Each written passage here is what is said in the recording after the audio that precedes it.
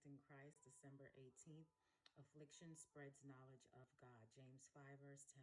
Take the prophets who have spoken in the name of the Lord for an example of suffering, affliction, and of patience. There was never one who walked among men more cruelly slandered than the Son of Man. He was derided and mocked because of his unswerving obedience to the principles of God's holy law. They hated him without a cause, yet he stood calmly before his enemies, declaring that reproach is a part of the Christian's legacy, counseling his followers how to meet the arrows of malice, bidding them not to faint under persecution.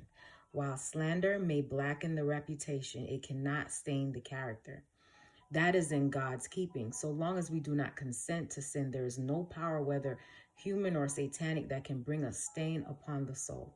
A man whose heart is stayed upon God is just the same in the hour of his most afflicting trials and most discouraging surroundings as when he was in prosperity, when the light and favor of God seemed to be upon him. His words, his motives, his actions may be misrepresented and falsified, but he does not mind it because he has greater interest at stake.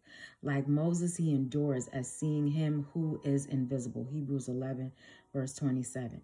In every age, God's chosen messengers have been reviled and persecuted, yet through their affliction, the knowledge of God has been spread abroad.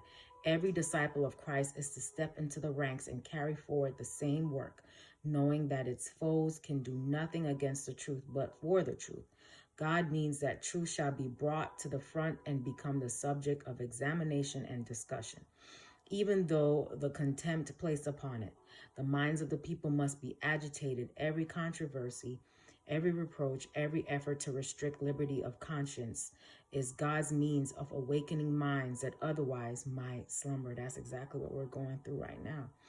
How often this result has been seen in the history of God's messengers.